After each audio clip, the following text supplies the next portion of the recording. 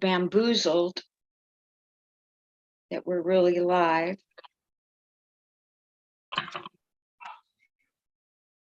Oh.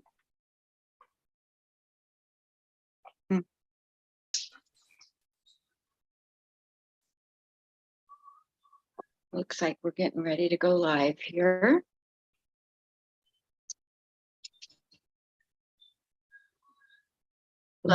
Sometimes we get an echo. Good, we're not getting that stupid echo. Okay.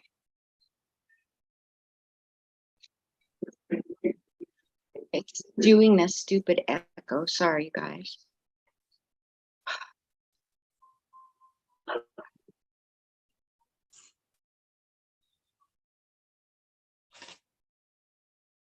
We are getting a stupid screen.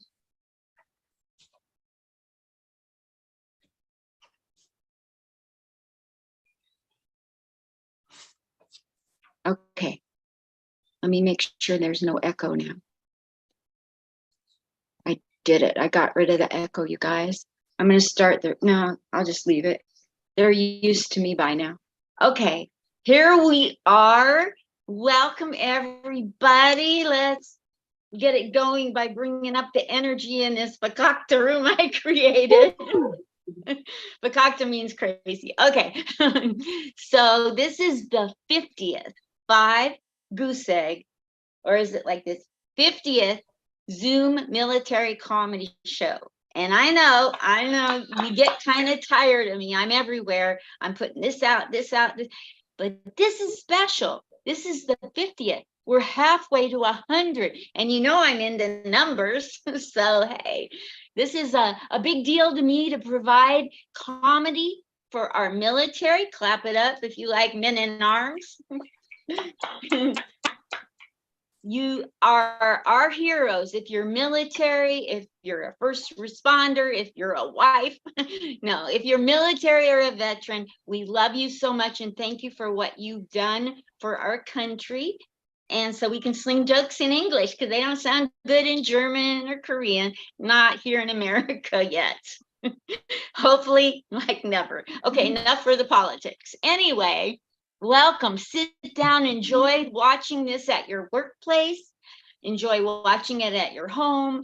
Anytime, 24 hours a day. Come on here and look at all the other videos. We've had big name people. I know these are big name people, but we've had people on here who no longer are alive. That's how big they were.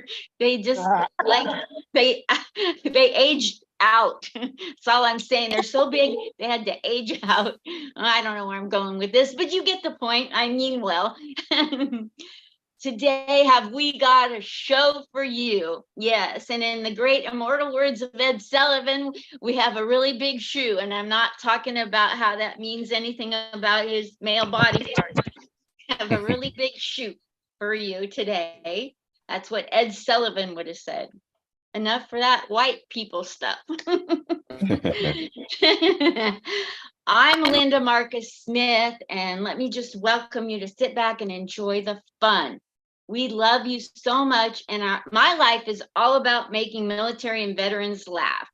So that's what this show is about. I have a great cast of comedians here today. I'm going to introduce you to them one by one because that's how I am.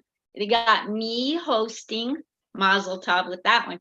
Sadia Carone, singer, songwriter, and comedian in Vegas. Naomi Starr, there with the great big huge picture behind her. She's a Philly born and raised, but now in Vegas, kicking it. Lindsay Glazer may show up. She's a kicking it all over Vegas and the country. Then we got Jay Monet Holman there with the glasses and the bun up top. Yeah, she's a Philly born and now in Vegas, kicking it. And then we got DC Maxwell looking like an airline pilot. And he's over there in Chicago, Chi-Town, but he's not shy.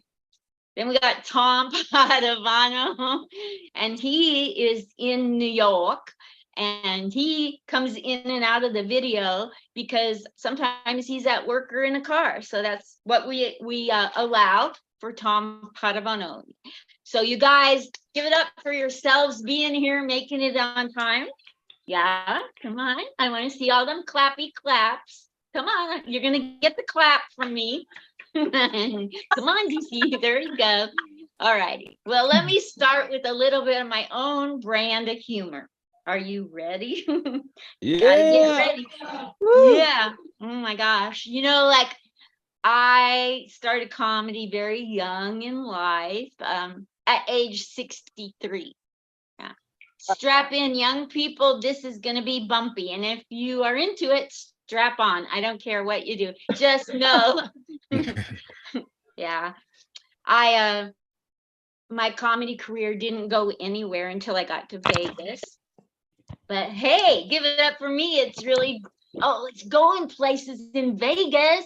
Yeah, I'm killing it at bus stops. That's where. I met a little old lady there. Boy, was I happy. She was older than me. And she looked sad. Isn't that great? She looked sad because I have the antidote, Anita. I know how to bring a person out of sadness. I got this. So I told her a joke. And she said she liked it. I said, you can keep it. And she said, keep your day job. I'm telling you, it's rough out here. Right, Tom? Yeah. So I didn't have a job. I was a bit of a procrastinator, like we say. I got hit by a drunk driver in 1996. Don't feel sorry for me. It was free and I'm Jewish. And so I procrastinated and getting back to work, you know.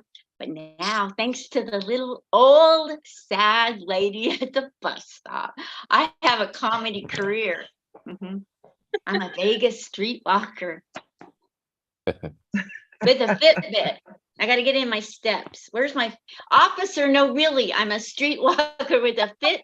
I keep forgetting my Fitbit. Don't forget your Fitbit. Yeah. My idea of a good day in Vegas is getting attention from old men my age. I don't want the young ones. I don't.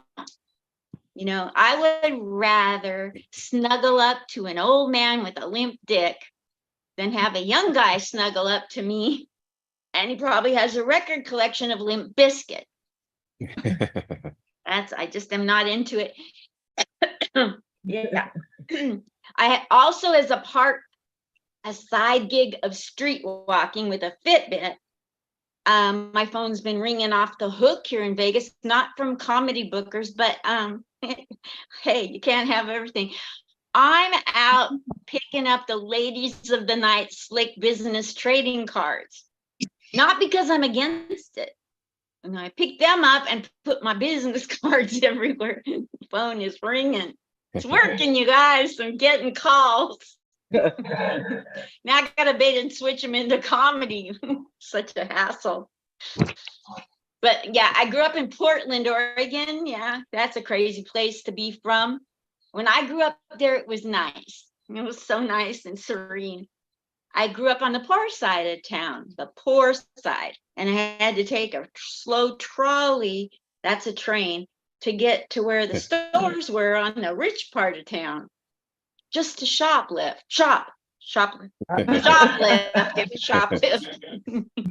And I know you think I'm too sweet to ever have shoplifted, and I want to correct you. I was a dang good shoplifter, Anita. I think the statute of limitations has run out. Let's ask her. She's an attorney. Okay, good. Phew. Yeah. But I shoplifted through the 60s. Lipstick at Fred Meyer's store. They're still in business. I mean, I almost turned them into nonprofit status, but that good. And every day now, it's so annoying. I get emails from Fred Meyer with digital coupons to save 25% on the lipstick I used to get for free. No justice. I cleaned up my act. It's their turn. Leave me alone. I know how to get it for free. They call them digital coupons in the 60s. These were the digits that got me the coupons free.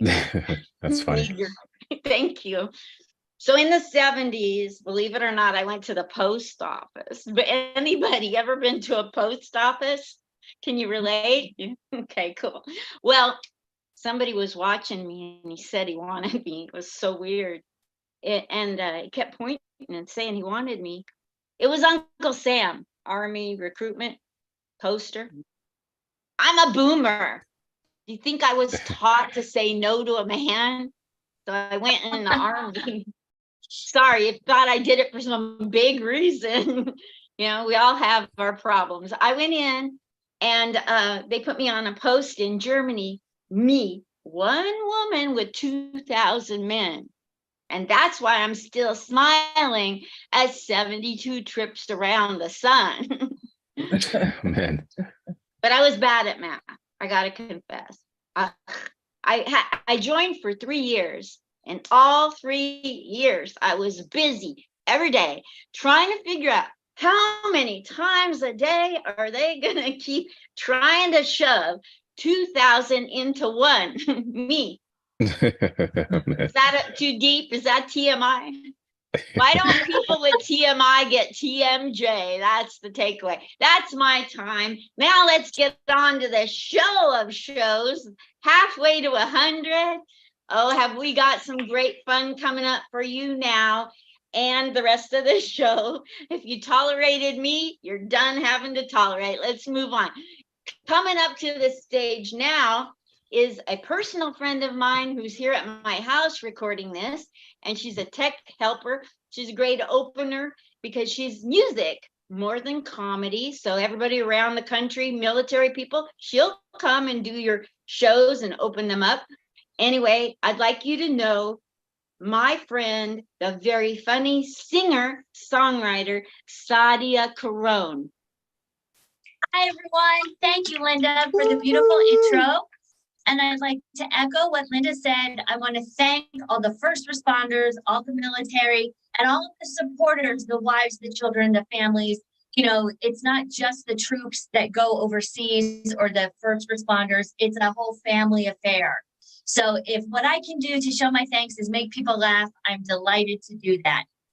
So I'm going to slip in an extra song, a bonus song, because Linda talked about this being a really big shoe.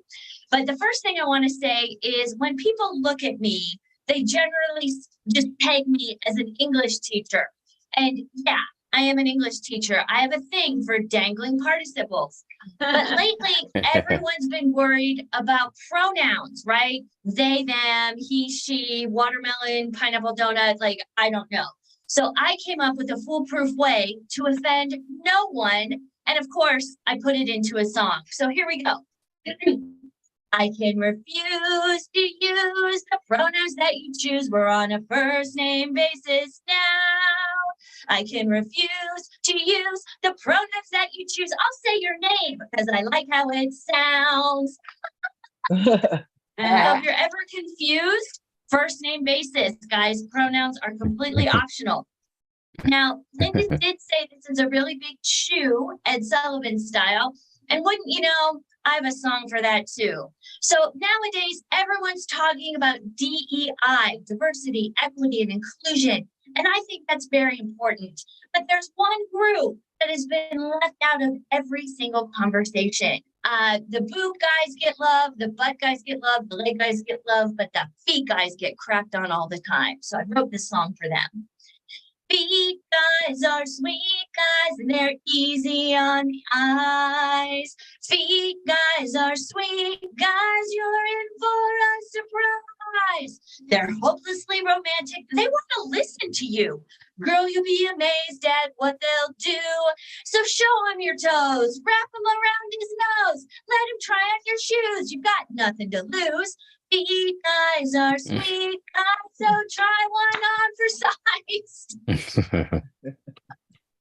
So shout out to the feet guys. Now, some of my material is like borderline safe for work. I would love to go around the country and sing my songs for a fee as part of sexual harassment training. So this one's called Toilet Bowl. I got intel from actual guys. I am a woman, always been a woman. I may have seen a penis or two in my day, but some of this intel came from actual guys. Here we go.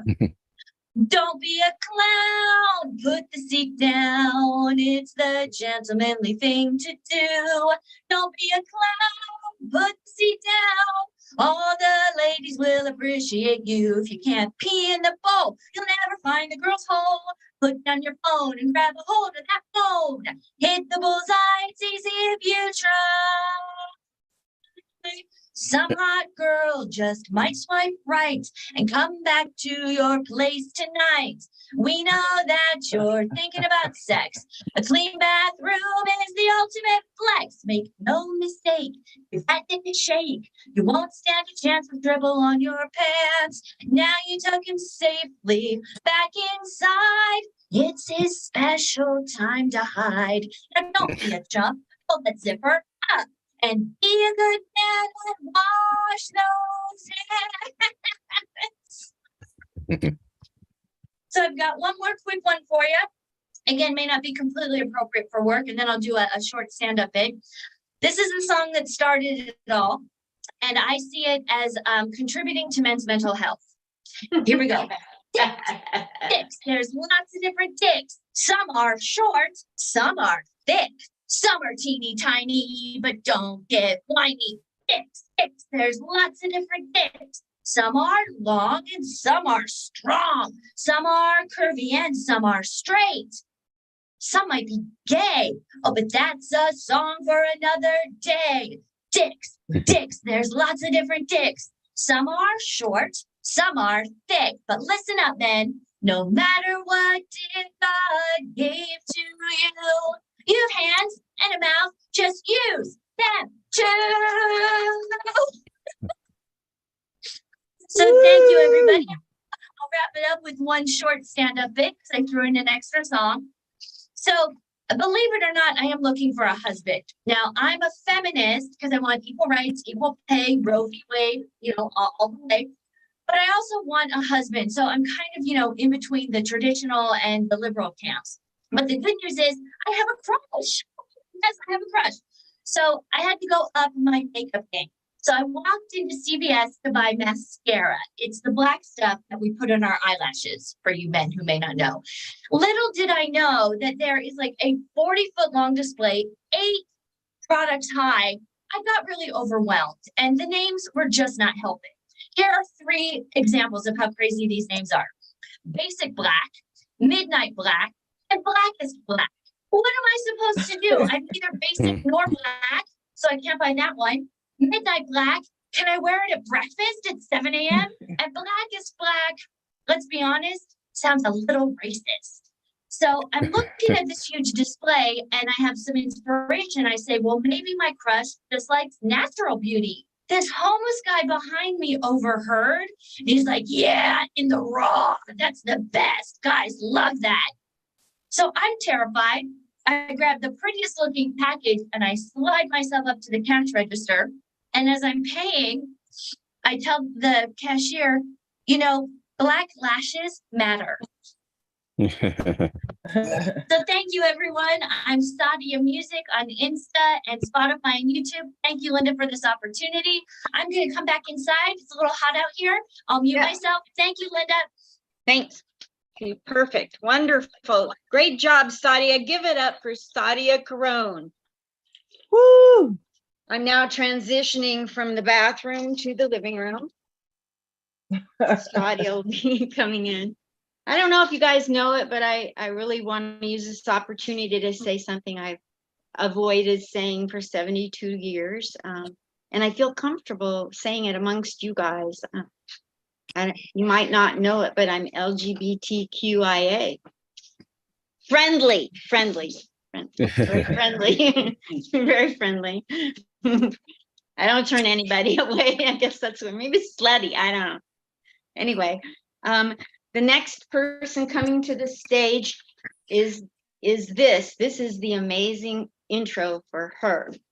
Is Naomi Starr. Don't clap yet. Naomi Starr is a raw, uncut, hilarious comic.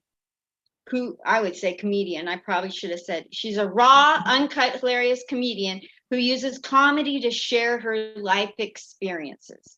Naomi is from Philly by way of Las Vegas, Nevada.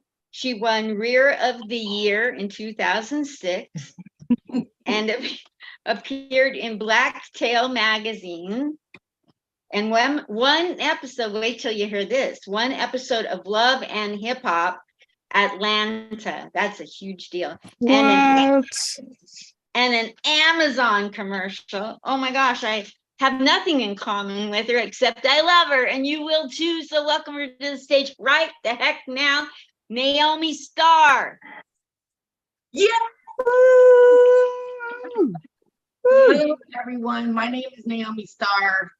I call myself a strip comic, and that is a stripper turned comedian, and I'll get more into that later. This is my first Zoom comedy show, and it's pretty cool because I can say what I want, and I don't have to worry about anybody like waiting on me in the parking lot after the show or anything. So that's really good. Had a couple of those experiences. And I also learned a lot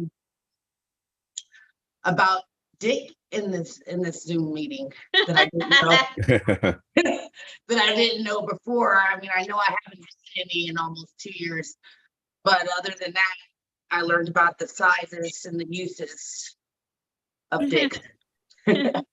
So a little bit about myself. I am an Army brat, so it was definitely an honor to get to do this show, especially for the military. My mother was in the military. My mother was in the Army. My brother was in the Army for a couple of years. My sister retired Air Force, my grandfather Air Force, and so on. But I didn't go in the military. Instead, I let the military inside of me. So yeah, but anyway, my name is Naomi Starr, and I'm a strip comic. And the reason why that's a stripper turned comedian, and the reason why I stopped stripping is because everything shakes now but my ass. I mean, everything shakes. My knees, my elbows. I got back titties. I actually wear 2 bras. I wear 2 bras. I wear one in the front. I'm a D in the front, and I'm an A in the back. For certain, it's good because the guy, he gets to fill. He gets to fill titties from both sides.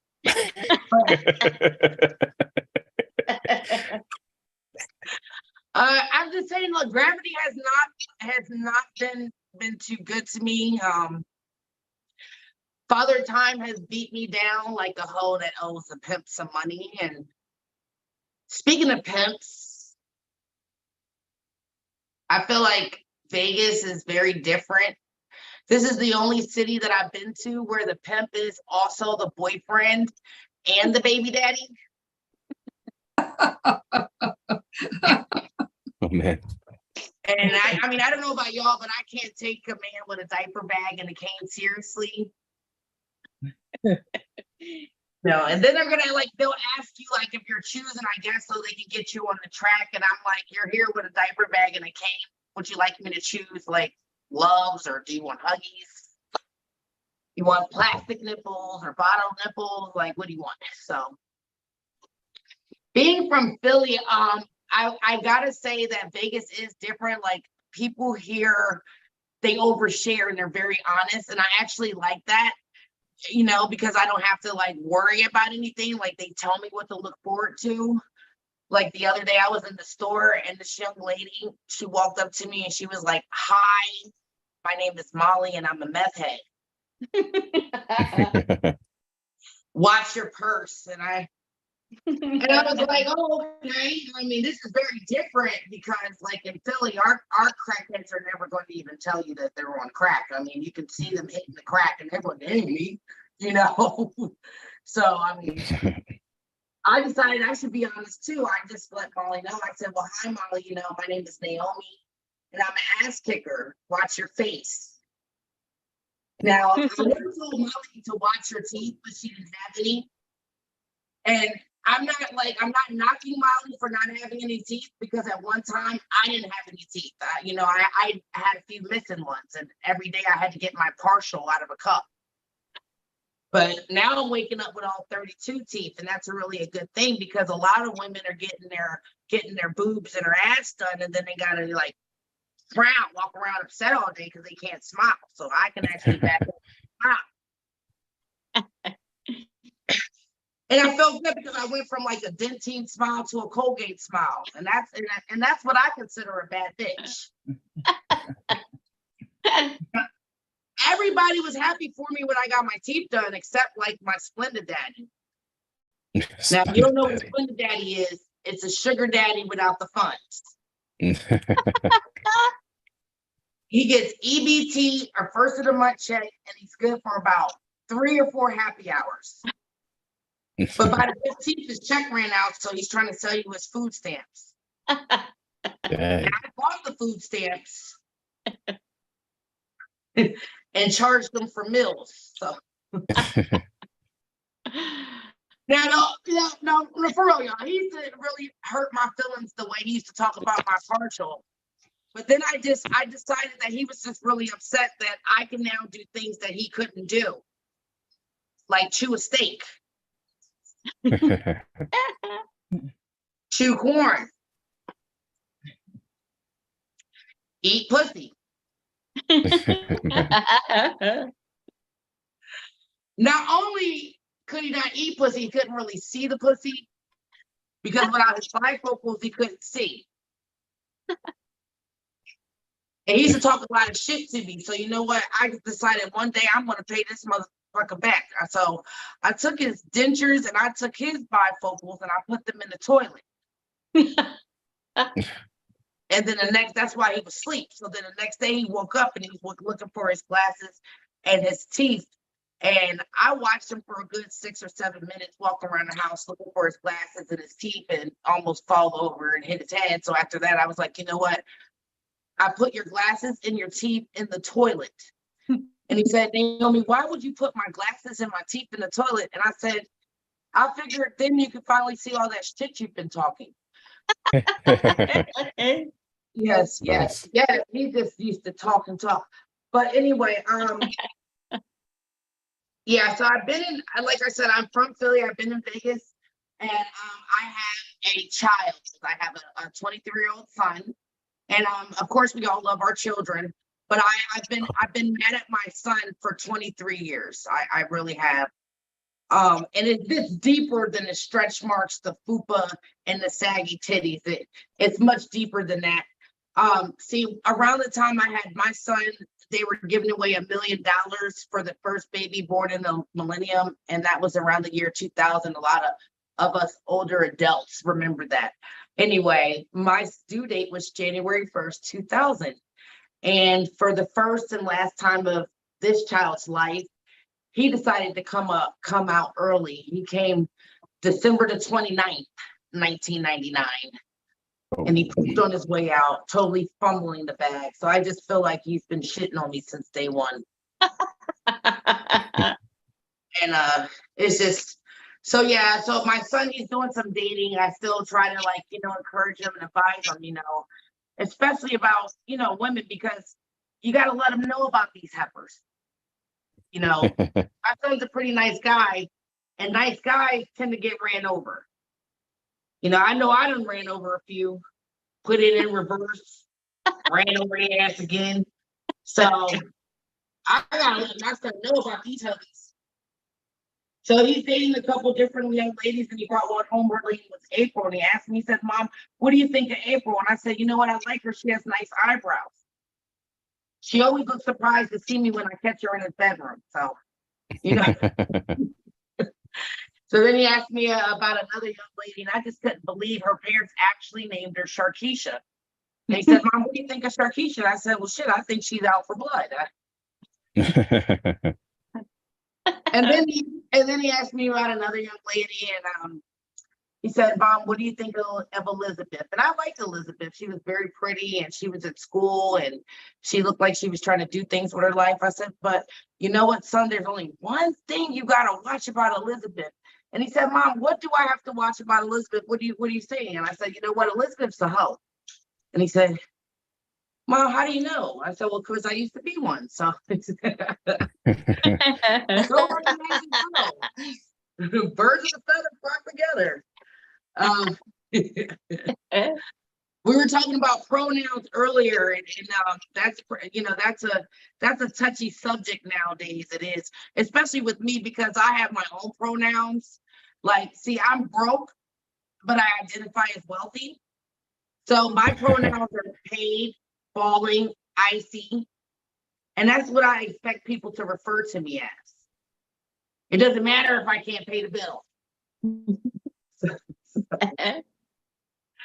I am LGBTQ friendly myself. I'm single, but I've been doing some dating. So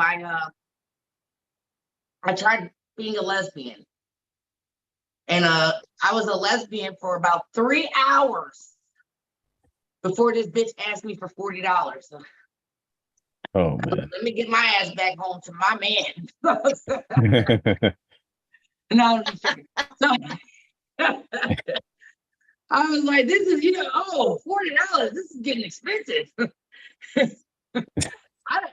don't think this is working out. It's not you, it's me. Remember the pronouns.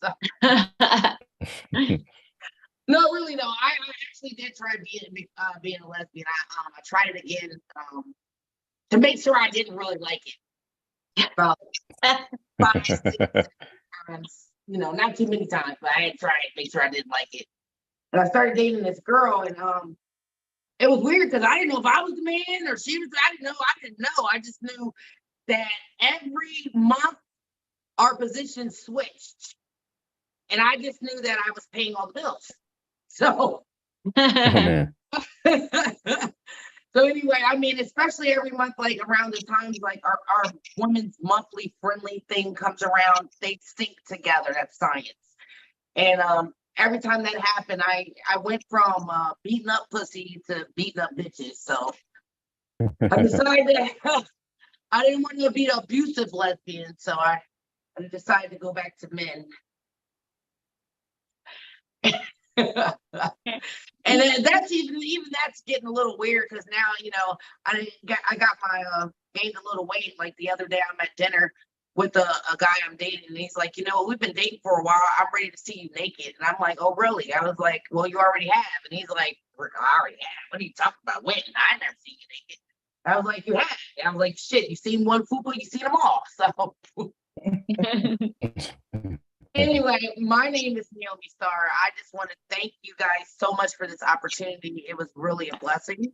And you can follow me on Instagram at @theonlyNaomiStar_. Follow me on Facebook at Naomi Starr. Also, I have an organic juice company. It's called the Star Juice Co. Juices will be back on the market September the 15th, 2023. And you can go to www.thestarjuiceco.work and select the flavor that you're interested in. I always post my my new flavors for the week and different flavors that I have. It's all organic, natural juice. It's either sweetened with honey or agave nectar if you're vegan. It's made with natural organic fruits, ginger, cucumber. So make sure you guys go check me out. Thank you so much to the beautiful, I think she is so gorgeous, Linda Marcus Smith, for having me, and you guys have a blessed day. Thank you. Wow, give it up for Naomi Starr. Come on, you guys. I don't want to be the only idiot with the clap. Thank you, Naomi. Fabulous. Fabulous. That was her first time doing comedy on Zoom. Give it up for her for that. Come on. I want to see some clappy claps. There you go. All right. Now coming to the stage, another great treat for you out of Philly. I lived in Philly. Philly is amazing. I met Jay Monet in Philly, and she's coming to you now. She is a killer on stage, as is Naomi, and they're both so lucky they're here in Vegas. Enough about me, but back to Jay Monet. She is a delight. When she's for real, she is for real. When you get to meet her, I've seen her just start in on people on the street or at the pool, at the Renaissance. She's for real. She is what she is. And here you're going to find out, what am I talking about? Here we go. Get ready, you guys. J. Monet Holman. J. Monet. Woo! What is good with you, comedy family, military family? Thank you for your service and all the support is up. Linda Marcus Smith, I love you, sis. Thank you for having me. Love Now, you. Saudi, you are absolutely right. Black lashes do matter. Thank you for acknowledging that black lashes, they matter. Thank you so much. Oh my goodness. Listen, y'all, I'm so glad that this show was at noon our time, because I know that military bullshit. I know y'all be starting at 6 a.m. and 4 a.m. It was not going to work. You know what? Side note, I'm gonna let y'all know. My ears are too clean. Y'all hear me? I can't keep the earpiece in my damn ear. I think people have wax in their ear, and that's how they keep the earpiece in their ear. My ears are apparently too damn clean. The earpiece keeps sliding out. Shoot. But I'm telling you, that getting up first thing in the morning, that's some BS. And the crazy thing is, y'all, I actually was going to go in the military. My dad was in the military. I actually was going to go in the military. And I took my little ASVAB test in high school, and I scored a 93 on it. And then after high school, well, that was in my junior year, going to my senior year. Right before my senior year, I took the ASVAB test again. I scored a 97 on it. They was like, oh, yeah, where you want to go? I was like, the Air Force. You hit the mute button. Enlisting gentleman came back to do all the paperwork. At that time, we found out that I was pregnant. And that wonderful, paper that they welcomed me into the service with, he physically in front of me just took it up and ripped it in front of me. He said, we're rescinding all of that off. He just ripped it up in front of me. So I'm not going in the service. So what you trying to say? Because I'm pregnant? I'm trying to build us up. Y'all know we third in the nation. I'm trying to build us. I'm trying to give us more employees and enlistees. Shucks, this stuff is crazy. All right, guys, I'm thinking. I don't know what's going on with Trump. I mean, he'd have been convicted and he'd go to jail. He'd have been indicted and just everything. My concern, though, is if he gets back in office, he said he's going to dismantle the FBI. Now, we're going to be real. Let's be real. It's not only going to be the FBI, y'all. It's going to be the CIA. It's going to be Homeland Security. It's going to be Department of Justice. You understand what I'm saying? It's going to be the Department of Defense. All we want to be left with, the Department of FU. Y'all know that, don't y'all? That's what we want to be with this foolish. That's what we going to darn sure be. I'm looking at the news and they was talking about what's his name? Tommy Tribbleville. And he's up there, he's holding off the appointments for the military. So everybody's looking to be, get their promotions, get more money, things like that. And this man is sitting back talking about, nah, I got a problem with the abortion. We got a problem with this bill. I don't feel as though we need to be paying for them to go and travel. I don't feel as though we need to be paying for their time off. And y'all got to figure it out. So he's holding up their appointments. He is a senator from Alabama. Now, he hasn't rewritten any legislation. He hasn't done any amendments. He hasn't written any new legislation. What he suggests is that the Democrats, who don't have any problem with this, write some legislation and then vote on it. Sir, excuse me, you have a problem with the situation. You haven't rewrote anything. You haven't wrote no new nothing. And you want the Democrats to go ahead and figure it out. That sounds like you walking up to me, telling me, take my gun out of your hand, put it up against me and rob myself. Like, what kind of foolishness? What kind of foolishness are we doing? I don't get it. I don't get none of this stuff. I don't get none of it. Now I'm gonna tell you again. I was going to go into service, and at this point, my children actually call me Sergeant Mommy. I'm gonna be honest with y'all. I kept them in order. That's what's most important in the world. Whether you're in the military service, whether you just living day to day, you need to have order in your life. I am a Capricorn. I am a Capricorn, so I do believe in order. I do.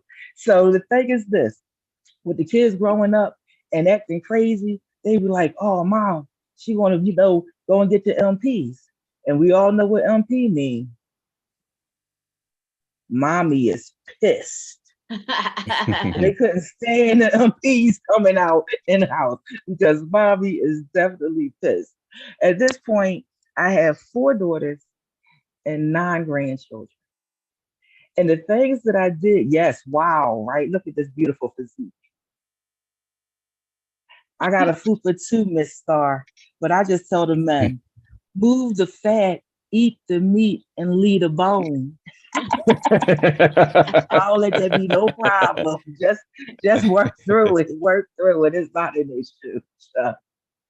But again, I have the children, and the things I did for the younger children don't work for the older children. You understand what I'm saying? Like with my children, I would tell them go sit their behinds down, and watch TV. And they would go sit down. I'll give them some snacks, and they'll watch TV. These younger children, I tell them to go sit down and watch TV. First thing they tell me is not a damn TV. That's actually a monitor. Excuse me, you little smart ass. Ain't nobody asked you that. Watch the damn monitor. Well, it's blank until we put something on there. You know what? I'm about to put this fist on you. You want to put something on there. So I sit them down and I give them the little computer and they a whiz on that computer. Now, the thing is this. They ask me for assistance on the computer. I don't know what the hell they damn doing. I'm trying to learn from them. And if I deal with the generation I was brought up with, anything I asked my mama, she told my butt to go and look it up. You hear what I'm saying? I'm still looking up stuff right now. Matter of fact, I still have 2 payments left on my Encyclopedia Britannica of $1.71 from when I was a child. Play with me. I'm looking it the hell up. I'm looking it up. Shucks. Y'all talking about the LGBTQ and all that. I'm gonna tell y'all, in my Britannica, it don't even have like the words and the definitions from then are not even the same now. When I look up gay and accept Britannica, it shows me happy, joyful. When I look up gay now, I promise you, it's not showing me happy and damn joyful at all. I don't understand what's going on. However, I salute y'all guys. Comedians I'm talking about. I salute y'all. No, the military, I salute y'all guys. Because it must be something to fight for people to have the right to say whatever the hell they want to say. And they say a lot of dumbass shit. I think the military, I'm telling you, I think military should get, you know how like when you marry, you get a weekend pass? I think when you in military, for real, depending upon how many years you do, and whether you like an E3 to an E8, you know what I'm saying, how the pace change, I think you should get a certain amount of days that you can punch somebody in their mouth for the dumb shit that they said. Just punch them. Now, if they're kids, you can't be punching on kids, they little, but you get to pluck them in their forehead. Just pluck them in their forehead. For what you just say, I done fought for you to say some stuff. Just pluck them in their forehead. So that's some of my thinking. Because like I say, these kids today are not like the kids of yesterday. I think we done work really hard to make it really easy, and they are enjoying this ride. Their asses need to work a little bit. Everything is technical. Everything is on a damn computer. They don't know how to sign their damn names no more. It's about pressing X and there's the answer. We are lost. So I thank y'all for y'all honor and representing us. I thank y'all for y'all love of this country and the appreciation. And anything that I can do and or say to make things better, here I am with the flag and my red, white, and blue here. I'm always representing. Y'all see me. I'm always I'm always representing. I'm always representing, no matter where I'm at, from Philly to Vegas. And Star, you are absolutely right. There are so many differences from being in Philly and being here in Vegas. Like in Philly, you still have dark streets. Like if you gotta go to the bathroom and you can't make it home, I promise you, there's a corner in which you can go. There will be a crackhead on that corner. There will be, no, let's not ask for perfection here. There will be a crackhead on that corner. However, in Vegas, everything is lit up. Do you understand what I'm saying? Not only the casinos, the department stores is lit up, 7-Eleven is lit up, Walgreens is lit up. I had a cop stop me the other day. That bitch was lit up. I think she was high though. I think she was just lit, but she was lit up. Everything is lit the hell up. Bigger is better. And I love it. I appreciate y'all guys for having me. Continue to keep them laughing, continue to serve our people and make us better. Thank y'all so much. I'm Jay Monet. Linda, I love you. I love you back. Supporters of military, we thank you. Thank you so much. You guys give it up for Jay Monet. Fabulous, fabulous. Now you have another great treat coming for you. All you military and veteran people out there. The next comedian goes by the name DC, Deecee, and he's a comedian who uses his absurd perspective on relationships, parenting, social issues, and working as a chiropractic physician into a twisted yet relatively relatable, I'm horrible at this, with a twisted yet relatable brand of humor. Thanks for putting up with me being imperfect. But now to our comedian, DC. Woo! Yay, give it up for him. Yo, I'm glad to be here. Such a great room, fine looking people. Some wisdom here. I see wisdom, not just hear it, see it. And Linda just went through my credentials. Like, you know, I gotta shorten that shit up. I mean, that's too many words. I didn't even recognize the person they talk about. I go, who's this? So no, I'm my name is DC, as Linda mentioned, like spelled Deecee, and not DC like the city. I feel like I always have to qualify that after every show, because almost after every show, there's someone who comes up to me and says, yo, are you called DC because that's where you're born or raised, or that's where you're from? No, it's kind of presumptuous, right? That a person will name themselves based upon where they're from or born or conceived. If that was the case and you came to my house, it'd be like, hey, I want you to meet my family. This is my wife, Wisconsin. And these are my kids. And these are my kids, Uber and Burger King bathroom. That's what you'd expect to have happened. No, I am from Chicago. And then every time I say that, people are like, oh, Chicago? Like relax. I'm not from that part of Chicago. Like part of Chicago I'm from, like in my neighborhood, when you drive down the street, I go like this from my car. People nearby go, hey, hi. The other Chicago do the exact same thing. I drive by like this from my car. Someone rolls up my window like, yo, you want 5 ounces? You want 5 ounces? I got you 5 ounces. It's a whole different Chicago. It's not my Chicago. All right. I need a vent. I need a vent on you guys, if you don't mind. My family and I recently went on vacation to cross country, but we booked it through Spirit Airlines. Y'all phone for Spirit? Guys familiar? Okay, yeah. So I estimated how bad this airline was. My friends like, don't go with Spirit. I was like, man, it can't be that bad. It's just stereotypes, just hype. Yo, it ain't hype. It's all truth. It is that bad. Like, we use Spirit as a swear word at home now. We just have to change the definition of how we swear at home. So here's how they get you. You go online, you look at flights, you go, wow, Chicago to LA, $100? That's a steal. That's cheap. Let me buy 3 tickets, right? Let me buy whatever tickets.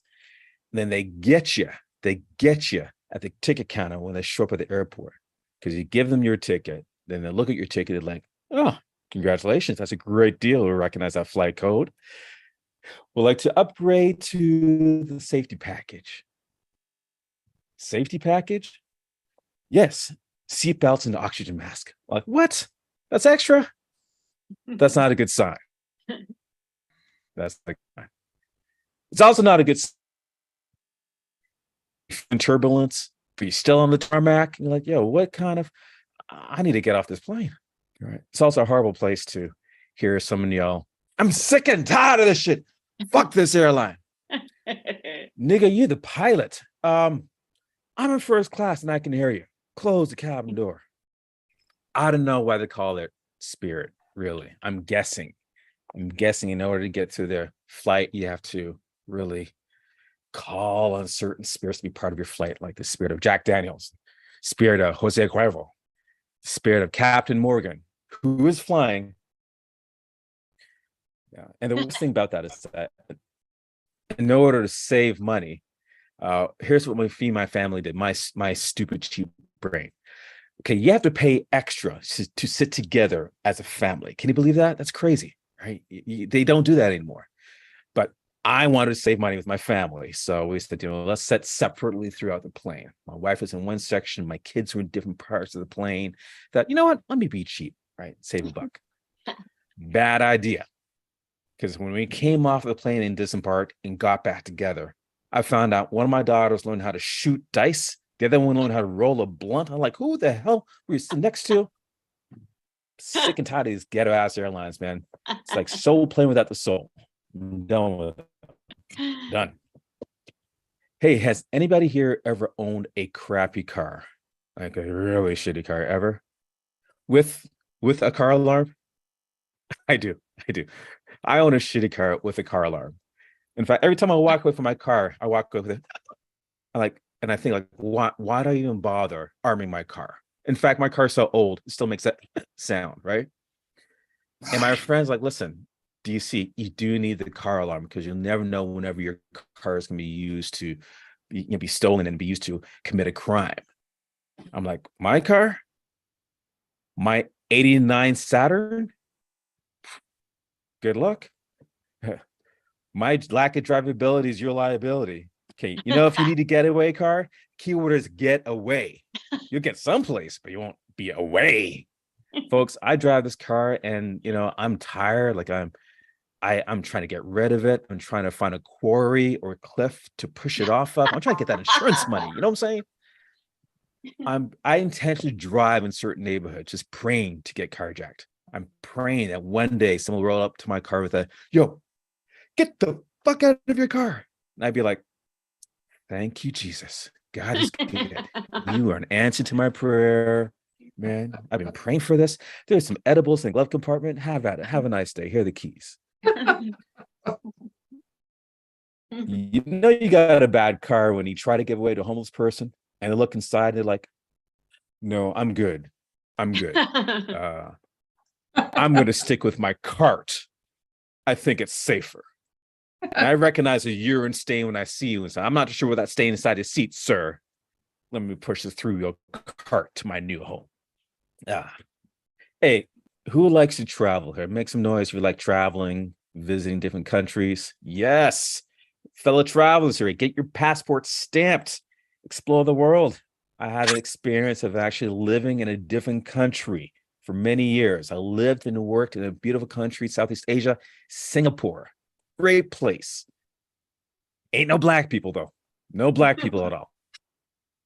Like when I showed up, they didn't even use my name. They just called me Black Man Number 5. I give them my passport. Like, how do you pronounce your name? I'm about to start this. It doesn't matter. Black Man Number 5. Here you go. Over there. And there were really hardly any black people at all. In fact, every time I saw another black person, I used to get a certain number of black people, I get nervous. Like one or two people would be like, yo, and wave to them from a distance, right? Which is cool, exciting. But if I see 4 or 5, I'm thinking, might be a team or a family. But if I see 20 black people together in one setting, and there's no music and there's no barbecue, I get concerned. I'm thinking, yo, are they rounding us up? Again, this is how they do this. We got to scatter. This is a plot. In fact, we can't be this close together because one outbreak of sickle cell will wipe us all out. We can't survive that. Yeah. And that's a black joke. That's for 2 other people inside this room. Hey, so Singapore was so friendly. In fact, and Singapore was top of the line ahead of the COVID game compared to the rest of the world. They were the example of how a country should respond to COVID. But everybody was tense because of that. Everybody was on edge. Everybody was anxious. In fact, and paranoid. And I'd ride the train or subway sometimes and just clear my throat. And people would look at me like, I'd have to turn and go, listen, folks, relax, relax. It's not COVID. It's my Ebola. You're not going to get it. Wrong race. Y'all are good. No, but living abroad was a great experience. I love the country, but the only thing I could not get over was that I hated the wildlife, specifically the monkeys, because I wasn't sure if they're really smart or really racist. I don't know. I remember walking through this nature reserve, because they have wild animals all over the place, and they have wild monkeys running up to people. And this one monkey ran up my leg, picked my wallet out of my pocket, then ran up the tree, pulled up my credit card out of my wallet, put the credit card in his mouth, put the credit card back into the wallet, and threw my wallet back at me. I'm like, how the hell does this monkey know that I have bad credit? How did he know that? Damn racist monkey. Racist. Listen, I know they don't see color, but they do see shade. So, racist. So, just a little bit about myself. Family history. I got 2 girls, and I'm married, but we have different ways of raising our kids. Like, I have a different parenting philosophy. Like, I'm not protective. I'm like kind of like a free range parent. My wife is very protective. Like, when we go to the grocery store, I'm like, you know what? Leave my daughter. Let's leave the kids at home. All right, leave the daughter at home. They should be fine. And my wife's like, no, we can't leave our girl home by herself, because neighbors might call the police or child protective services. How's that going to look? Right? What's going to happen? You know what's going to happen, right? I'm like, relax. That's not going to happen in our neighborhood. No one's going to snitch and call the police or child protective services, because none of our neighbors are white. Okay. Here's what y'all don't know about ethnic families, right? Especially immigrant families. We're known to give our kids way too much responsibility at a young age. My parents did that with me, right? We got Vietnamese on one side of our house. We got Indian family on the other side. We got a Mexican family across the street. So nobody's snitching on one another. No one's going to snitch on one another as long as you still have that green card status. If you become a citizen, that's a whole different story. You know, we'd be calling out the cops like, "Hey, get the, get ice," right? But no, I mean, I got one neighbor on one side. I got the Vietnamese kid. I know he's given a lot of responsibility, because he works in his family's restaurant. He's not only working there at the till, he's cooking the fire, taking out the garbage, right? He's doing the taxes of the restaurant, answering phone calls. He's also delivering food. I'm like, who gave this kid a license? He's 12. Why is he driving? And then I got the neighbor on the other side. Little Indian girl comes up almost every week, knocks on my door, says, "Hi, sir, can I babysit your daughter?"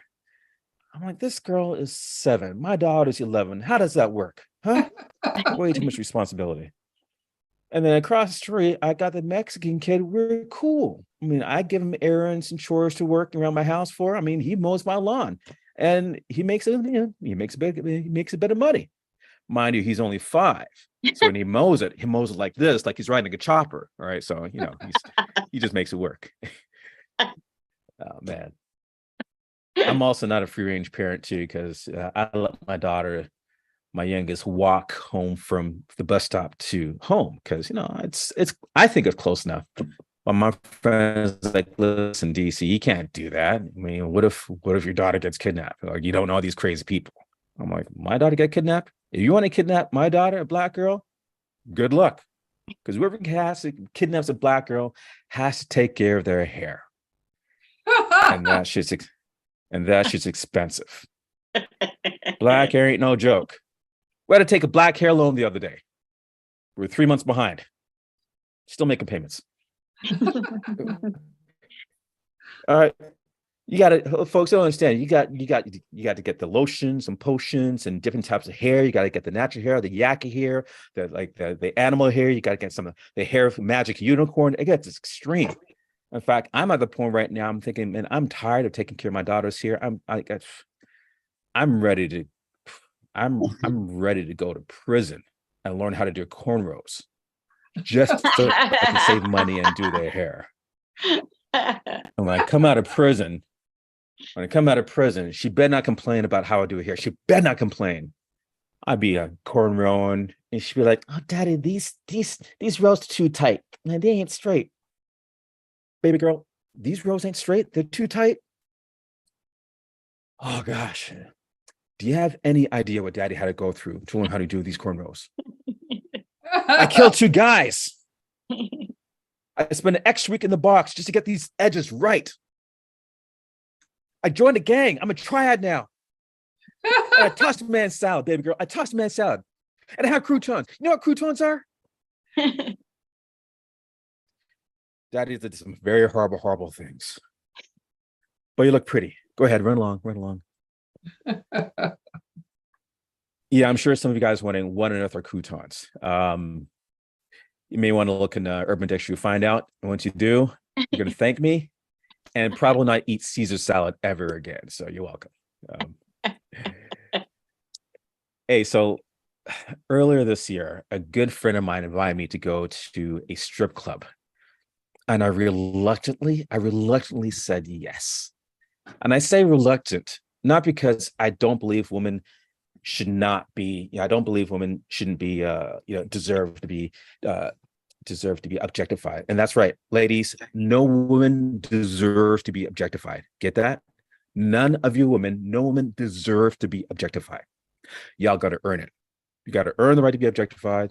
Takes money, time, resources, makeup. Man, takes a lot of work to hold it up right. I'm just saying. All right. So we go to this club. My friends at the front row just acting like typical guys, wilding on the front row, throwing stacks on stage, saying, "Shake that ass, make that ass clap, make it rain on this bitch, make it rain on this bitch," just wilding out. And I'm in the front row, look at the dancer going, does she have scoliosis? Because I'm a chiropractor. I can't take my hat off, right? Like I always got the professional hat on. So I want to help her, right? So everybody's like throwing their dollars on stage. I'm like waving my $50 bill. "Hey, Cinnamon, come over here. Cinnamon, over here. I want to help you out. Over here, Cinnamon." "No, don't get up my lap. Take a knee." First of all, great set. Cinnamon, do you remember when you're in the pole and you're off the ground in a plank position on the pole with no hands and you're holding on to it like nothing but coochie suction and your tits are up? Everybody went crazy. Do you remember, Cinnamon? I noticed your pelvis is off around 2 inches. So you have a pelvic imbalance. You might have a lumbar instability in the back. You want to focus on core strength, Cinnamon. That's my professional opinion. And Cinnamon's like, "Oh, that's a sweet Dr. Daddy. That's kind of you." "Huh? Dr. Daddy, you want to dance? Do you want to dance, huh? Can I give you a dance?" I'm like, "No, Cinnamon, no, because your pelvis is way off and my pelvis is balanced. Like, I don't want to pay you for your bumpy ride. I don't want you mucking up my perfect alignment. In fact, Cinnamon, you need me more than I need you. Here's my card." Folks, I helped 20 other dancers that night. I converted their champagne rooms into my examination room. When all my friends are spending $500 on strippers that night, I earned $2,000 in consultation fees. I'm just saying I made it work for me. I don't care if you pay for your copay with stacks of wins. Either way, money is money, green is green. All right, I will give care, good care. Okay, let me end with this, folks. I'm just going to wrap up here. My youngest daughter was bullied recently at day camp. And she came home very upset. She's like, "Daddy, I want to feel good." So I treated her to a store called American Girl Store. Are you guys familiar with that? The store, like the doll mecca where girls can buy dolls that look like them, exactly like them. So my daughter, out of all the dolls in the store, she picks out a doll that looks exactly like her bully, brings it home, stuck pins all over this doll. I'm like, that's got to be the most bougie voodoo doll I've ever seen. When people ask, I just say, "Listen, my daughter's really into acupuncture. I don't know what to say. That's what she's aspiring to be." Turns out the next day, she tells me her and the bully were playing. like their friends. Apparently, the bully had back pain, and my daughter cured her. Hey, who knew? Yeah. Folks, that's my time. My name is DC. Thank you, Linda, and congratulations on the 50th show. Thanks to all the military and those who are out there, families and out there and service people. Thank you very much for your service and enjoy the rest of your show. Deuces. DC from Chicago. Follow me on Instagram. Yeah, DC comedy, right?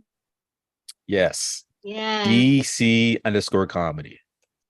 Thank you. Fabulous job. Give it up for DC. Yeah, awesome work. I love your act outs. I haven't seen them before. You guys be sure and put all your stuff in the chat. And if you're watching this, military and veteran and family, please check out the chat so you know where to follow these great comedians. So the next comedian you have coming to the stage, all of you are all personal friends of mine. I just want to throw that out there. I've met you all. I love you all closely. Love you. So these are not peripheral. We're not just saying, I'm not just saying I love these people. I love these people. I know them and I love them, and they're worth loving, and they're worth having you guys follow and help their careers. The next comedian, we got this comedian coming up, and one more. And so right now, coming to your stage is a man who goes by the name of Tom Padovano out of New York. He has sold over 1,000 jokes. I had to give one away. He sold 1,000, and he has performed comedy on cruise ships, comedy clubs, and places beyond description. So give it up for him right now. Coming to the stage, you're gonna love him. Tom Spotlight and Padovano. Thank you, Linda. Thank you, everybody. Now, I really love military people. Now, for a while, I was dating a female whack, and she gave me a big compliment. She said I was a wacko. I thought that was wonderful, but she said, you know what, Tom, you would be terrible in the military. I said, why? You're the only idiot that buys glow-in-the-dark camouflage. All right. She goes, though you were an inspiration for me to do very well in basic training. I go, what do you mean? She goes, whenever I look at your picture, I climb up a wall. Terrible, but I've always had trouble with women. Well, my last girlfriend, I said to, listen, while we've been dating, have you been dating others? She goes, Tom, come on. You're the fifth guy to ask me that today. I remember once she told me I needed to embrace my mistakes. I embraced her. Terrible. So now I'm trying to meet somebody new. I went to a club. I don't do well there. Went up to this woman. Hey, babe, what's your sign? Keep off. I started talking to this woman. She said she wants to date 10 men at the same time. I said, listen, honey, I'm not into that. I'm monotonous. Yeah. Oh, this other woman said she wants to date a man comfortable in his own skin. I said, forget me. I have psoriasis. Terrible, Oh, the other day, this woman, I'm not sure if she said I was a breath of fresh air or I needed a breath freshener. Oh, man. But I'm getting desperate. I go to Kentucky Fried Chicken just to hear them say breasts or thighs. I put Vicks Vapor Rub on my chest trying to meet women with asthma. It's terrible, But now I'm on the Elvis Presley dating app. Love Me Tinder. Yeah. Maybe I'll find my hooker burning love. You never know. I mean, and I'm older now. I don't know if you could tell I'm older, but there's people older than me. Bugs Bunny is 80. Yeah. Now when he says, what's up, Doc? It's his cholesterol. Porky Pig is 77.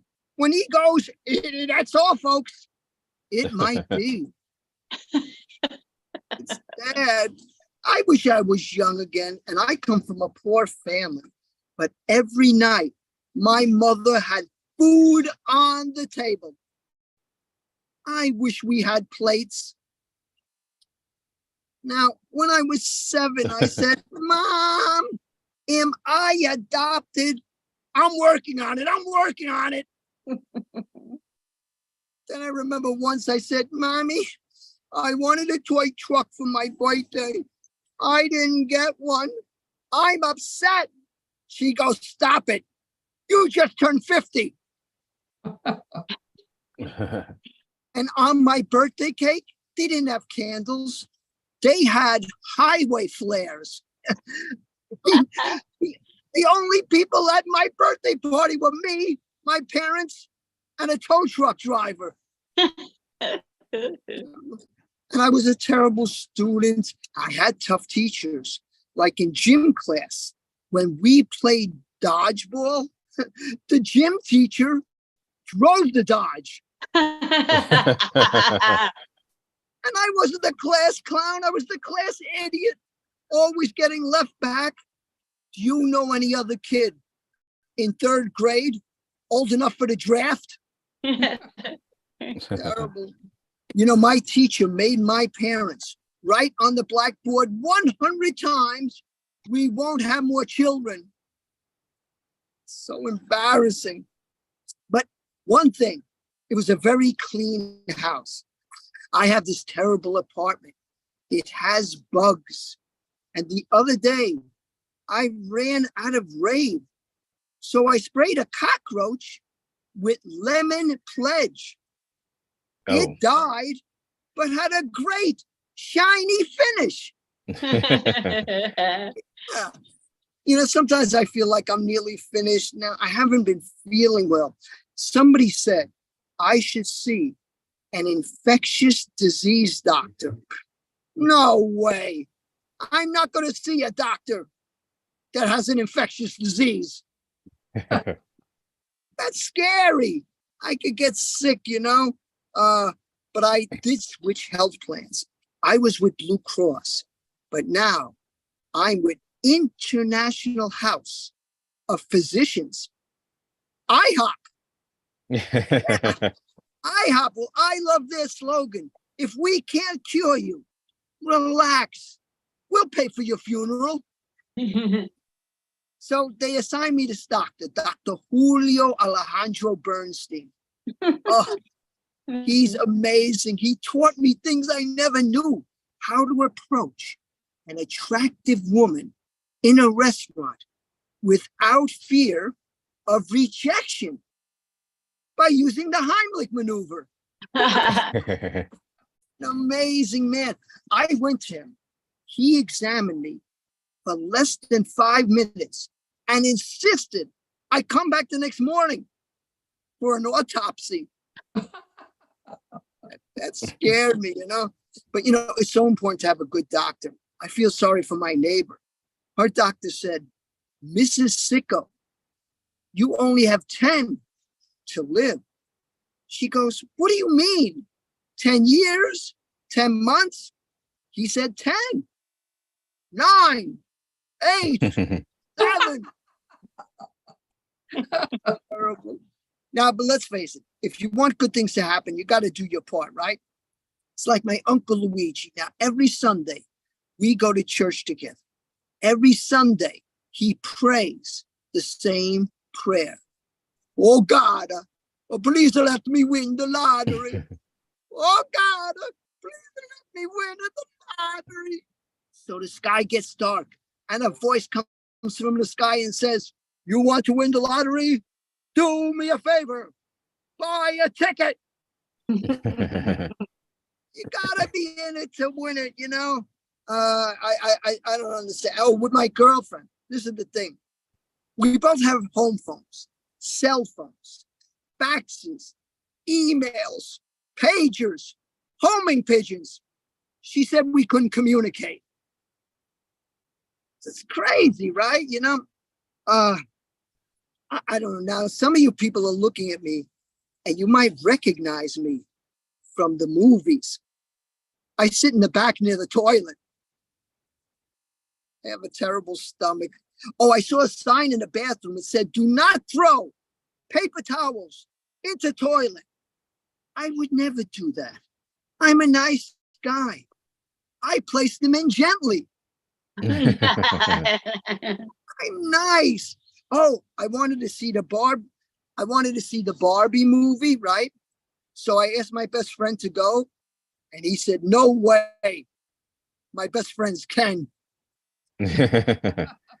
Now, when I was a kid, I had a G.I. Joe doll for about a week. Then he defected.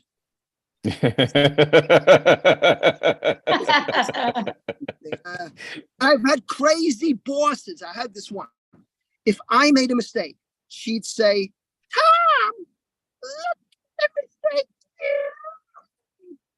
But if she made a mistake, oh, Tom, look at the mistake you made. So I said, well, boss, look at the ugly dress we're wearing. I got fired. I had this other boss, a real tough guy, a real Mama Luke, a Chooch, a Gavone, you know what I mean? Every day he'd say the same thing. So, working hard or hardly working? I squeezed his neck and said, well, boss, breathing hard or hardly breathing? I got fired. Oh, and during the height of the pandemic, I said to my boss then, please, can I work from home? Can I please work from home? He goes, no, idiot. You're a cab driver. I don't know. It's not easy. Another time my girlfriend got mad at me. She got upset because I took her on her birthday out to dinner at McDonald's. And so she starts yelling, you'll pay for this. I go, no, I won't. I have coupons. That got her more upset. Can you believe it? Once she wanted to go to a candlelight dinner and I took her, but we got thrown out of the restaurant. I did not know you're not allowed to light candles in Burger King. How am I supposed to know that, it's not easy for me. I do have certain hobbies, at least I had. I used to collect stamps until I got my arm stuck in the mailbox. I used to collect coins. Then I was arrested for pickpocketing. I guess I need new hobbies, I write books. As a matter of fact, hopefully they'll be in the library, the bookstore soon. I'll tell you a few titles. She fell in love with a painter, but he gave her the brush. Yeah. I followed my dream, but she had me arrested for stalking. The ball is in your court. Give me back my ball. And here's a romantic book for very lonely people called If You Won't Kiss Me, I Will. I have. But what I do when I get really lonely, I tell myself this little poem, and all you people could use this. You're free to use this. And it's something to make you feel better about yourself. I love me so. I think I'm grand. If I go to the movies, I hold my hand. I put my arm around my waist. And if I get fresh, I slap my face. Makes me feel good. Oh, did I tell you I went to an Italian Jewish wedding? Yeah, this was amazing. Everything was done 50-50. Even the songs. Have your mother. Have your mother. I mean, everything was 50-50. They made the men wear yarmulkes. On the yarmulkes, an ad for Vito's Pizza. And you know, at a Jewish ceremony, they have the groom step on a glass. Here, the groom was Italian. He slapped it. Now, my uncle Chooch was at the wedding. He's always in a bad mood. Not this day, because he got his lifelong wish, parole. Now, he's from the old country. And when he came to America and saw the Statue of Liberty, he cried. It was the first woman he ever saw with shaved underarms. Oh, that's emotional. And he's an amazing man. He came to this country with only 1 quarter in his pocket. But within 2 years, he had 3 quarters. Wow. That's absolutely amazing. Oh, my uncle Dulio was there. And there's a shortage of subway conductors in New York. So I asked him if he's going to come out of retirement to be a conductor again. And he said, 42nd Street. I guess that's yes. Now, Linda might remember this. There's a lot of rude people on the subway, right? Not me. This man says, do you know what train goes to Coney Island? I said, yes, I do. Have a nice day. I answered the guy's question. What are you going to do? Linda, keep up the good work that you do for the veterans. It was great listening to everybody. Thanks. God bless. Good night. Thank you, Tom. Tom Padovano. Thank you so much. That's wonderful. Every single one of these sets are so stellar. And this has been my favorite show out of 50 shows. I'm not even kidding. I really love this so much. And again, give it up for Tom Padovano. He has joke after joke after joke after joke, man.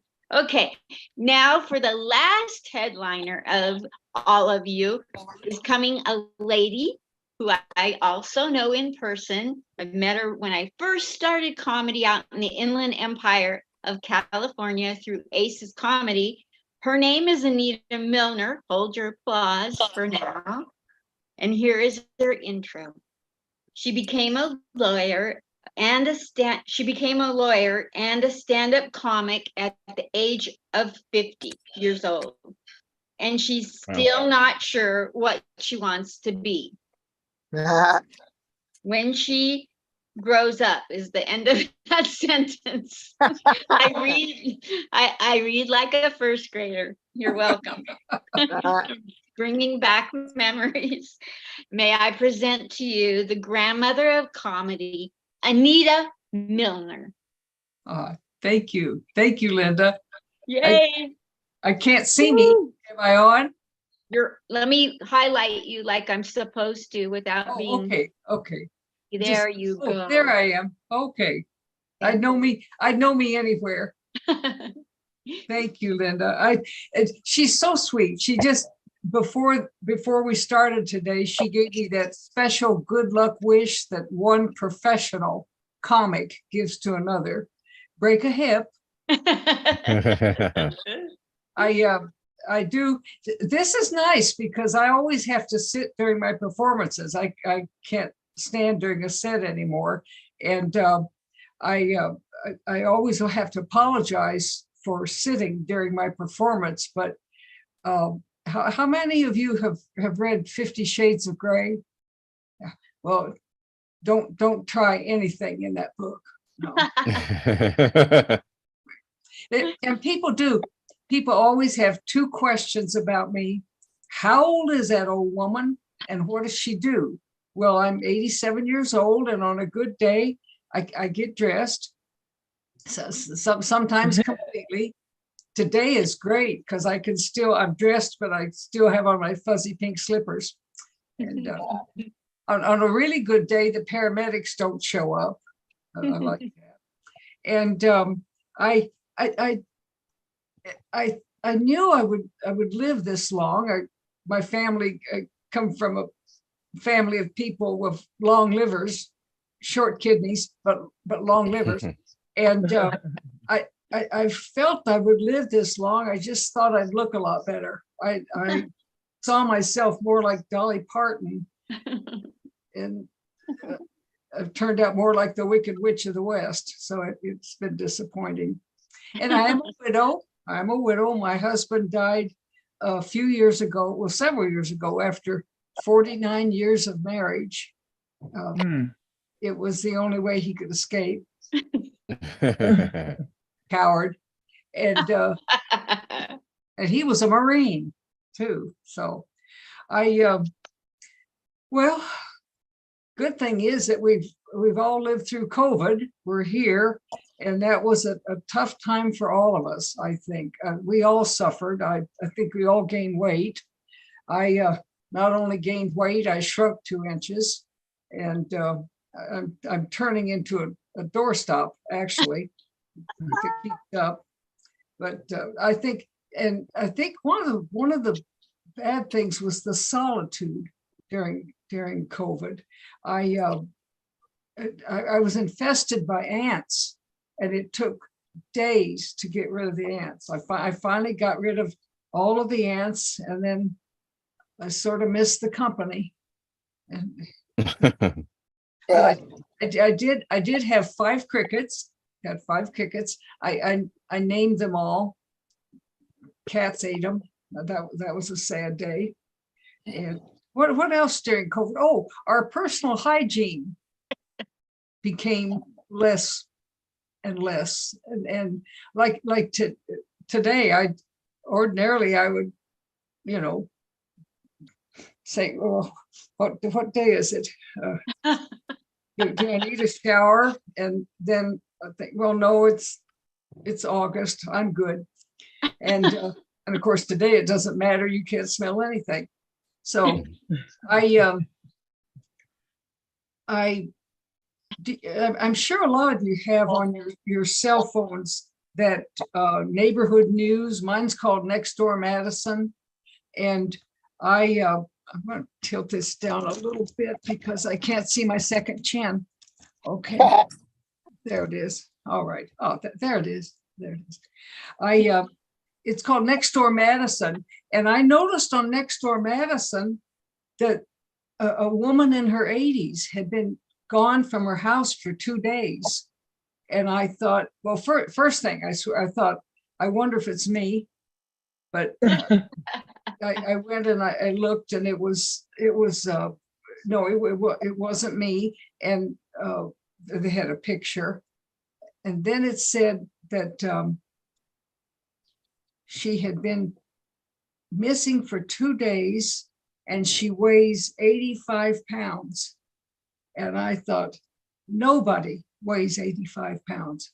Nobody weighs 85 pounds. That woman is not missing. She's somewhere in the house. She fell into an open trash can or a drawer. Look behind the couch. Maybe the cat's buried in the litter box. I know she's not missing, and I was right. Never read another thing about her, so I know they found her in the house somewhere. And so let's see what else.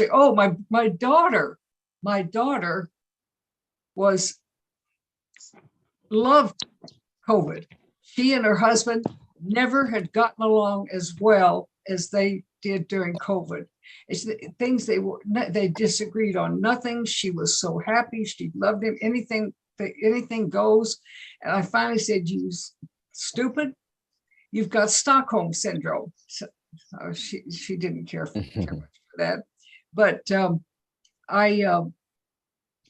during the COVID, my oldest grandson, I have 4 grandsons, and my oldest grandson asked me, we were talking about all of these plagues and epidemics, and I said, "Honey, I'm 87. You cannot imagine how many plagues and epidemics that I have lived through. I mean, polio epidemics, typhoid, measles, flu, all kinds of the Eastern diseases, the flus that they send to us." I said, it's been happening all my life. And my grandson said, "Well, Grandma, which was the worst which was the worst plague that you lived through? He said, was it the lice or the frogs or the rivers turning to blood? And I said, sweetheart, the next time I talk to Moses, I'll ask him how it was.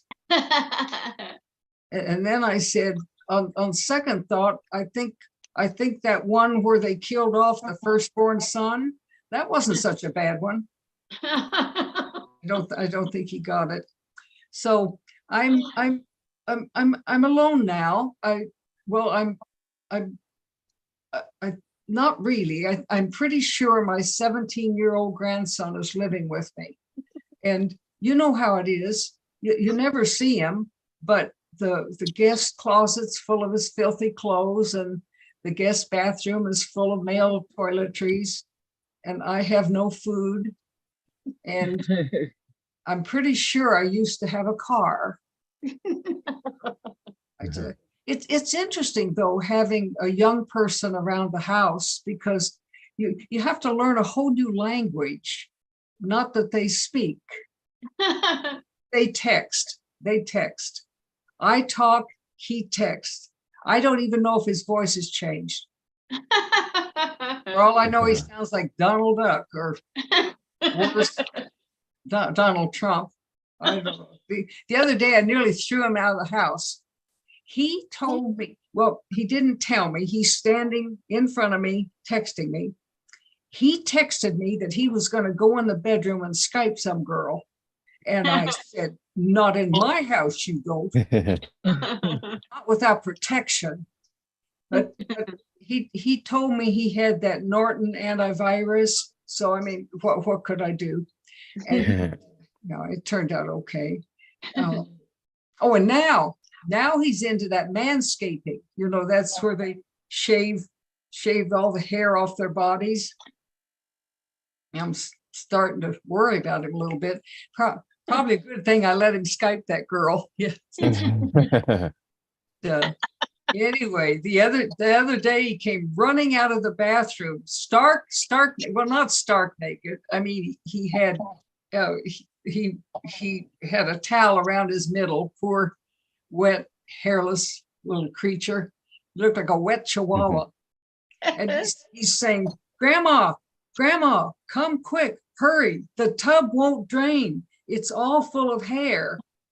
And I said, OMG, WTF, what's up, bruh? Because you want to talk their language. Anyway, I went in there. It looked like he shaved Sasquatch in that tub. I said, the next time you're going outside with a hose and a bottle of Nair, that's it.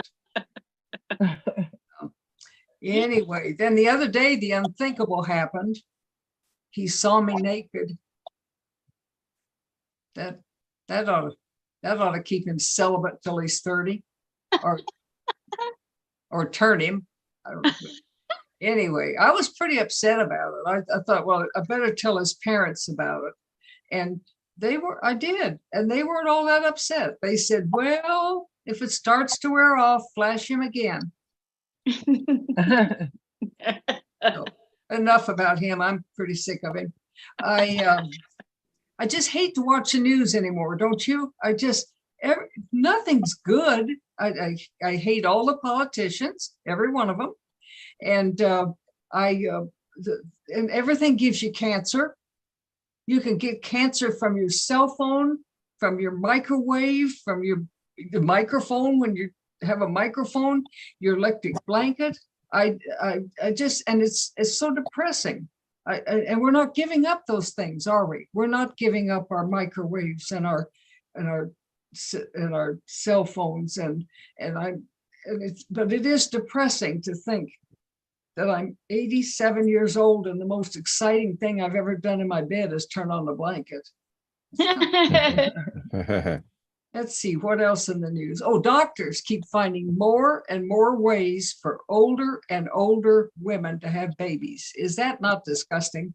That's all I need at my age, is to be shopping for Huggies and Depends at the same time. Stupid doctors. Why don't they solve the real problems of a woman my age? like crossing our legs when we sneeze. I mean, that's where that research ought to go. And what else? I've seen several instances in the paper lately where women who are born without a uterus, big loss, when they're grown, their mothers carry babies for them and give birth to the babies for their daughters. Now that's disgusting and sick and noble, but I don't even let my daughter borrow my lipstick. Why would I let her borrow my uterus? I know her, she'd lose it or bring it back dirty. Bring the button missing. Yeah, so I don't go that way. And I got to thinking too, can you imagine one of these middle-aged women carrying a baby for her daughter, and she's in the Ralph's, the grocery store, and a friend comes up and says, Marge, good God, you're pregnant. What are you thinking? And Marge says, oh, I'm so fulfilled. This is such a happy time in my life. I've never felt more worthy. And the friend says, well, okay, it's your body. You do what you like with it. But what does your husband say about it? And she says, oh, it's not my husband's. It's my son-in-law's. I just can't see doing that. People used to ask my husband and me, what is the secret of staying married so god awful long? And as you can imagine, one of the reasons was you stay together because of the children. Neither one of us wanted custody. And on our honeymoon, our wedding night, we swore we would never go to sleep without first settling an argument. I kept that sucker awake till he said he was sorry. I didn't have a job. I had all the time in the world. Yeah. What is the 49th anniversary anyway? Does it? I don't know. I suppose I could look it up. The 49th anniversary. The 25th is silver. The 40th is ruby. I remember because I didn't get one. The 50th would have been gold, but my husband claimed the 49th was petrified wood, but you know how men tend to brag. I'd vote for Play-Doh myself. Maybe silly putty. I don't know. One of the worst thing about being married to my husband was the snoring. Absolutely incredible. I did not get a decent night's sleep in 49 years. The dogs ran off in 87. That's how bad it was. And I don't know about you ladies out there who have to try to get through the nights lying next to those snoring machines, but the only way I could do it was to fantasize about ways to kill him. And now that he's gone and the police have closed the case, I think I can share my favorite fantasy that helped me get through the night lying next to that man. I would fantasize about dropping those Kraft miniature marshmallows into his mouth, one at a time, until that sound just got less and less and finally stopped altogether. Lord, I love that fantasy. Sometimes after that fantasy, I had to smoke a cigarette. And what made it even worse was that he had that sleep apnea. You know, that's that disease where you quit breathing for several moments at a time. And some nights I'd lie there and I'd think, wonder if he really is dead this time. And then I'd think, you know, I could use a good night's sleep. I'll dial 911 in the morning. my husband and I had two semi-beautiful daughters, Bigfoot and Swamp Thing. Oh no. I would not want to be raising kids today for anything, really. I have a neighbor down the street, has a 15-and-a-half-year-old son, came home last week with his nipples pierced to match his fiance's, who had had his done the week before. Not a happy woman. Yes, before my husband passed away, we were talking about the fact that we had, we'd both gotten older, and I guess he was trying to be kind. He said, you wouldn't look so bad for your age if it weren't for all the wrinkles. And I said, sweetheart, when you're snoring all by yourself in the guest room tonight, consider this. These are not wrinkles. These are laugh lines. And he said, I don't think I ever noticed your neck laughing. Now you know why he's dead. Thank you. I'm Anita Milner. Thank you. Yay. Way to bring it home, Anita. Thank you. Give it up for her some more, Anita Milner. Thank you. What a legend you are. Fun. You guys are all fabulous comedians, and you made this day so special for me. And I can't thank you enough for coming on and giving your best comedy for the troops that are active duty, retired, veterans, family, you name it. You guys made my day. It's my favorite show out of all 50 that we've done for the troops. So Great. thank you. You're great, Linda. You're great. Thank you so much, you guys. I love all of you personally, one by one. So I guess I'll let you go. You've donated enough of your time. For those of you that I have not yet paid, send me your Venmo Cash App, and I'll get a hold of you if I can't find it. You know me. Thank you so much. Everybody was hilarious, and guys, Yeah. TV, Pleasure meeting you guys. especially Dee and Miss Milner. You guys should go on TV. Yes, yes. Oh, Y'all really? are too kind, man. It never feels good. It just never feels like it goes well. But It was fabulous. Well, it's I'm thinking UHF, VHF, like what TV talking? Like CW. talking cable access. All Did right, you take say care, guys. BBW? what? What did you say, BBW? No, UHF, VHF, cable access. You got to specify which type of TV that we're actually destined for. So specificity matters. Okay. Take care, folks. Bye, Love you y'all. guys. Thank you. Thank y'all. Have a great show. Have a great night. It was fun. It was great fun. Thank you. Bye. Love you, Jay Monet. Love, Love love. you Mwah. so much. Oh my gosh, Naomi, I love you. You're the best. The best. Oh my gosh, that you're I here love you together. too. Thank you so much, Linda. Thank you. Absolutely. I love Have a you. great night, I you appreciate the guys. opportunity. Have a good Anytime, night. anytime I'm doing it. This is, and I got to get your Venmo to pay you, Naomi.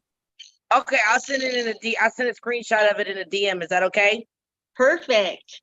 All right. Thank you so much. I appreciate you. Anytime you need me. Thank you.